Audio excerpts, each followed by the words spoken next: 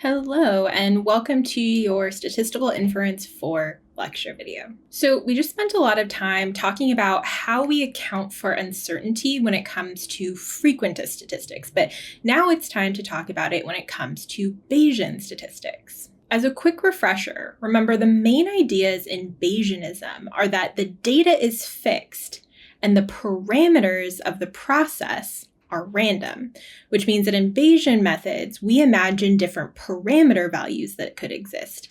This is in contrast to frequentist statistics, where we imagine different random samples of data that could exist. Also, inference relies on this idea of updating prior beliefs based on the evidence from the data. Probabilities and distributions are basically used to quantify uncertainty that we have about parameters. Now, as you may have guessed from the little we've talked about Bayesian statistics so far, when we are looking at uncertainty through a Bayesian lens, we are talking all about the posterior. Remember, the posterior kind of inherently quantifies uncertainty that we have about different parameter values that we're trying to estimate. And so it makes sense that we would basically use the posterior as a way to quantify uncertainty about our parameters.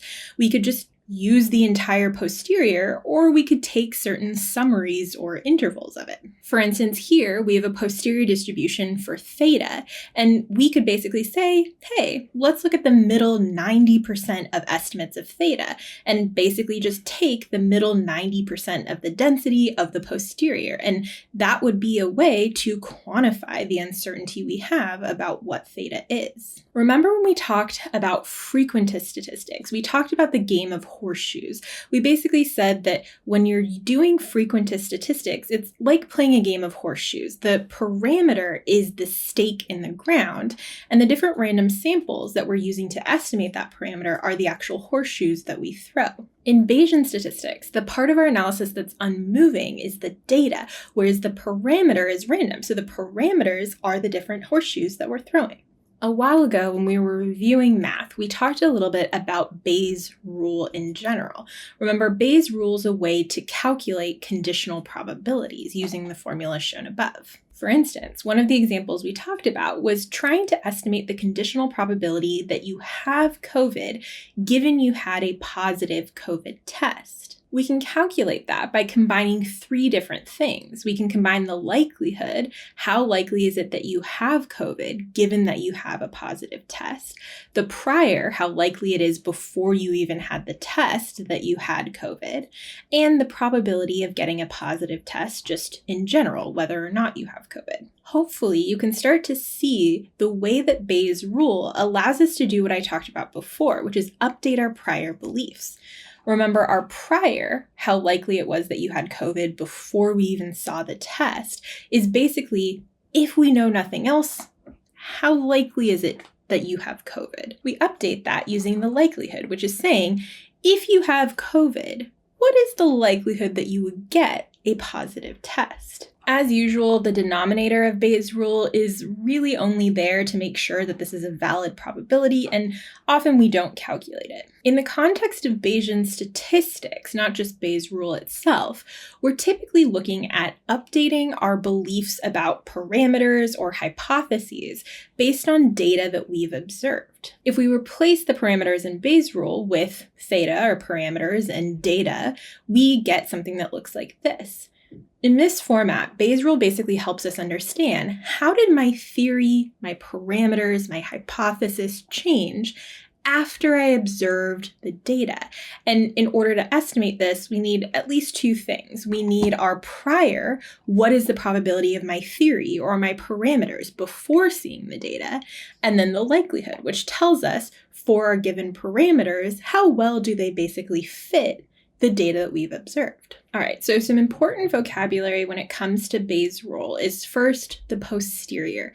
The posterior is basically our updated beliefs. What do we think about our parameters theta after posterior to seeing our data? On the other hand, the prior looks at, before we've even seen our data, what do we think our parameters might be? This is our belief before we've updated. Then we have the likelihood. We use the likelihood to update our prior beliefs, making our posterior.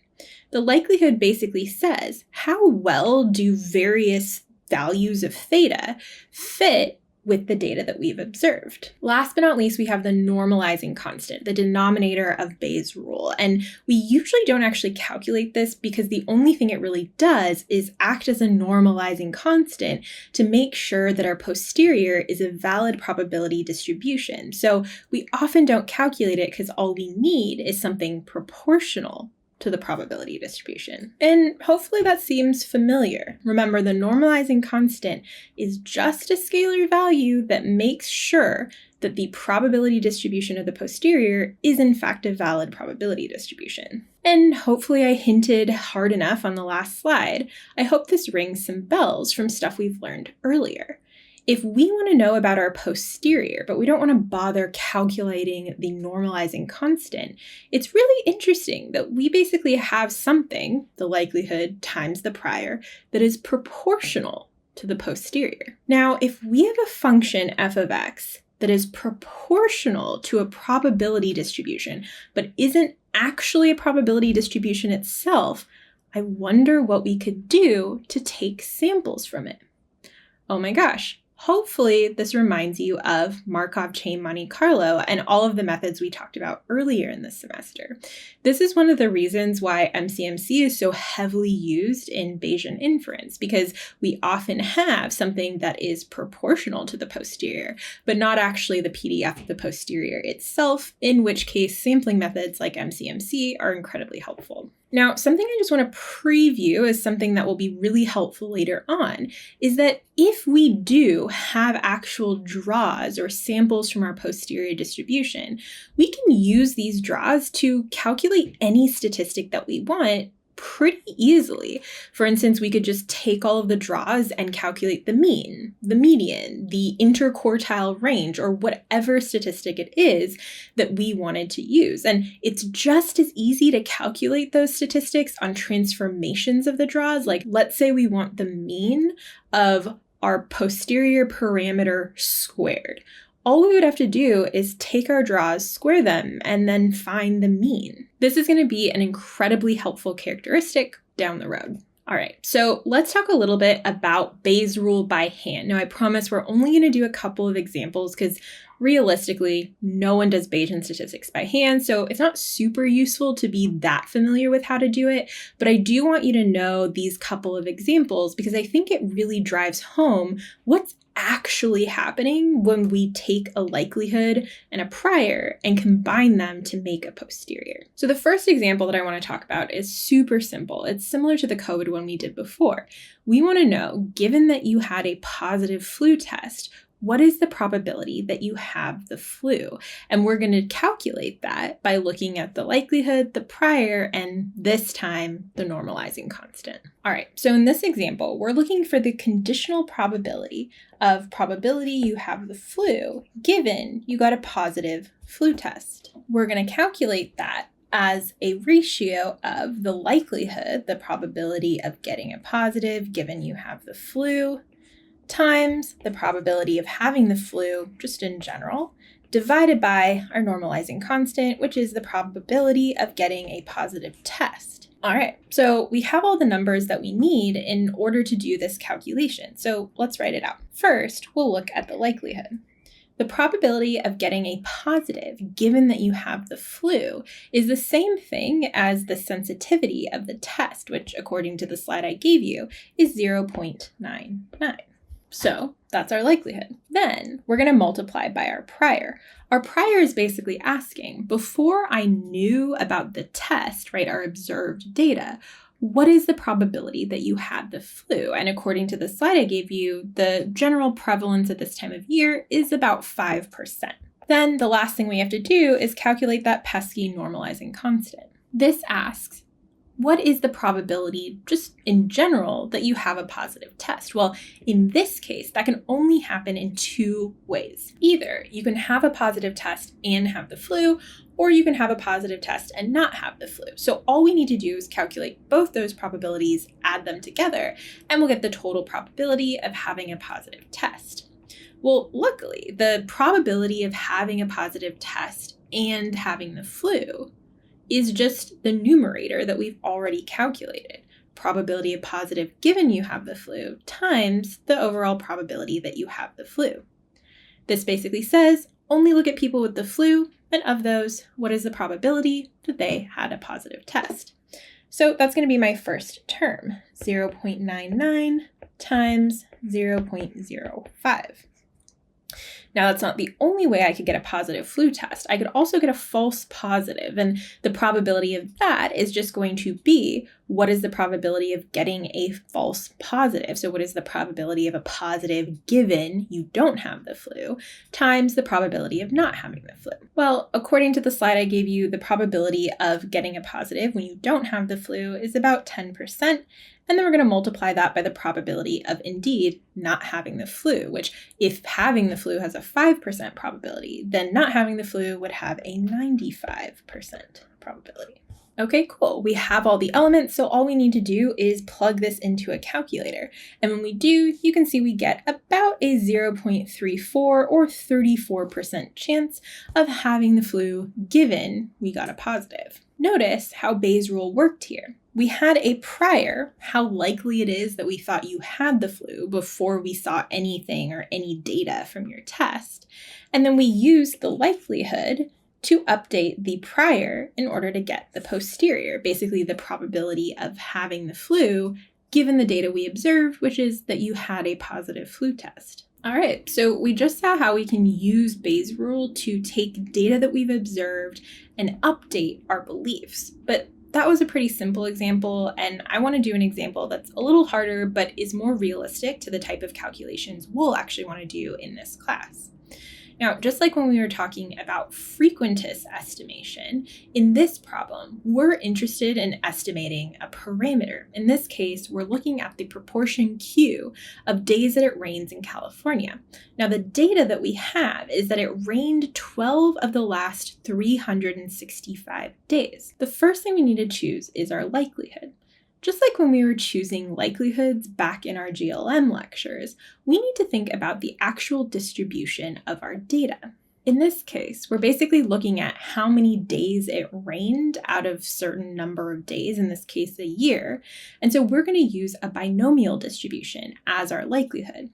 This means that when we're looking at, how well do different proportions fit the data we observed, 12 out of 365 days of rain, we're going to do so using a binomial likelihood. And as you may remember, binomial distributions have this form. We have n choose x, so this is 365 days, choose 12 of them that rained, times the probability of it raining to the x power, times 1 minus the probability of it raining, so the probability of it not raining, to n minus the x power.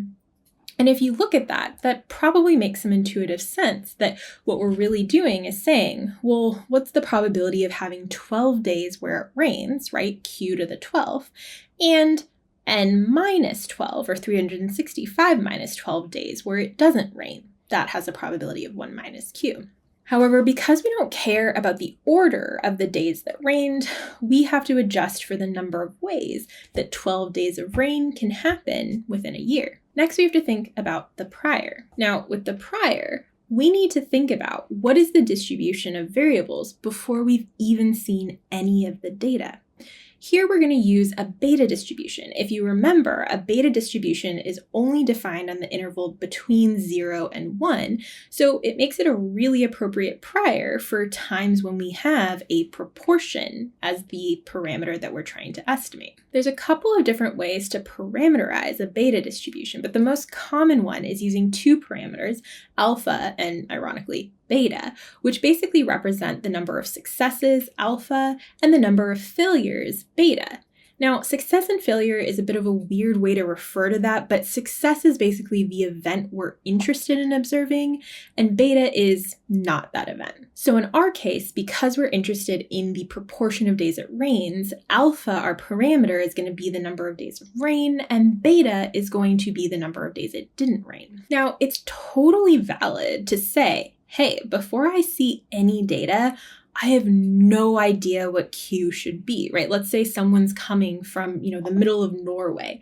Maybe they don't know much about California weather. And so they just go, I don't know, it could be 0%, it could be 100%. all of them are equally likely to meet. And that's valid. That's their prior beliefs before they have any information from the data. In this case, we might use a beta 1,1, which is basically a uniform prior. You can see here in this graphic in orange what a beta 1,1 looks like. It's just equally likely values for every single proportion between 0 and 1. But maybe you know something about California, or maybe you've read a research paper that talks a little bit about how likely it is to rain in California. And so you have a slightly more informative prior. Instead of saying every value of Q is equally likely before I observe the data, you might say, well, I think that it's probably a low proportion of rain, but I'm not exactly sure what it is. So I'm going to use this beta 1,9 distribution shown in blue. This basically says that values near 0 are the most likely, but it wouldn't be completely impossible to even see a proportion of rain that's like 25%. So even though we've decided on the form of our prior, we're going to use a beta distribution because that fits the values of the parameter that we have. We need to decide what that prior is actually going to look like. I made this app, and hopefully you'll click into it to explore what different beta distributions might look like and choose one that kind of matches your intuition of, before we see the data, how likely do we think different values of Q are? You can see here that we're starting off with that beta 1,1 distribution, but you can change this to be anything you want. For instance, we could do a beta 10,1, which says that values close to 1 or all days raining are more likely, or we could do something like a beta 10,100, which means that probably around 10% of the days that are going to have rain, but it could be anywhere between, 0.01 to 0.15. Play around with this calculator a little bit and get a sense for how the parameters of the beta distribution affect it, and then choose parameters for alpha and beta that quantify your belief about the proportion of days that it rains in California. Hopefully you'll pause and take a second to do that, and then you could plug your own numbers into the example we're about to do together. All right. Hopefully, you've already found a beta prior that matches your beliefs before seeing the data of how likely it is or what proportion of days it rains in California. But let's go ahead and do the math with my numbers. Please feel free to substitute your own priors in here as well. So what I've done here on this slide is I've basically taken the values that we actually observed in the data and the priors I'm going to use for beta and plugged them into our likelihood and our prior. You can see here that for our likelihood, we're basically looking at how likely is it for different values of Q to observe 12 out of 365 days of rain. You can kind of intuitively guess that, values near 1, proportion of 1 would be really unlikely. If it rains almost every day, only observing 12 of 365 days of rain would be not something we'd expect to see very often. But values near 3% or something like that would probably be really likely. If we only expect rain on about 3% of days, then seeing rain on 12 out of 365 days is not unreasonable. In this case, I went with a beta prior. So I just plugged in beta alpha equals 1, beta equals 9 into my actual beta distribution. Now remember, we typically do not care about the normalizing constant, so we typically just don't calculate it. So what we can say is that our posterior, the probability of different values of Q, given that we've observed 12 of 365 days of rain, is going to be proportional to the product of our likelihood function times our prior. So I promise you won't have to do this a ton. It's just helpful to gain a bit of an intuition here. Let's actually do that math. All right, so remember, this is what we're trying to solve. We want to find our posterior, and so we're going to just take our likelihood multiplied by our prior and forget the normalizing constant, because honestly, we'll probably use something like MCMC to actually get samples from our posterior. So let's just go ahead and write this out. Essentially, what we're going to do is we're going to replace the likelihood with the actual likelihood function we decided on, and same thing with the prior. We're going to replace this with the beta distribution that we decided on. I'm going to use the numbers that I chose for the prior, but again, feel free to plug in your own. The math is relatively easy to change. All right. Let's look at our likelihood first. Remember, the likelihood function tells you for different values of Q, the proportion of days it rains in California, how likely is seeing 12 out of 365 days of rain. To do this, we're going to use a binomial likelihood. So the form of our likelihood is going to be 365, that's the total number of days we observed, choose 12, because we observed 12 days of rain, times the probability of seeing 12 days of rain. This portion of the binomial basically tells you how many ways could we observe 12 of 365 days of rain, and what we're about to write down tells you what is the actual probability of seeing 12 out of 365 days of rain. To calculate the probability of observing 12 out of 365 days of rain, we first need to calculate the probability of rain, so Q, and then take it to the 12th power because there was 12 days of rain. Then we need to multiply it by 1 minus Q, the probability of it not raining, times 365 minus 12, because there were 365 minus 12 days where it didn't rain. So again, this basically calculates the probability of it raining on 12 days, and this part calculates the probability of it not raining the rest of the days. All right, likelihood down, let's add our prior. Remember, our prior is just a beta distribution using the parameters that we chose that made the most sense to us based on what we expect about the proportion of days of rain in California. Remember, I chose a beta 1,9, so I'm going to use those values. I'm going to multiply by the PDF of our prior, which is going to be 1 over the beta function of 1,9 times Q to the 1 minus alpha, or 1 minus 1. Then I'm going to multiply by the probability of it not raining, 1 minus Q, to the beta minus 1, or 9 minus 1th power. And that's it. Our posterior is going to be proportional to this product. So let's go ahead and expand it out and maybe simplify it where we can. So the first thing I'm going to do is pull out anything that doesn't have to do with Q.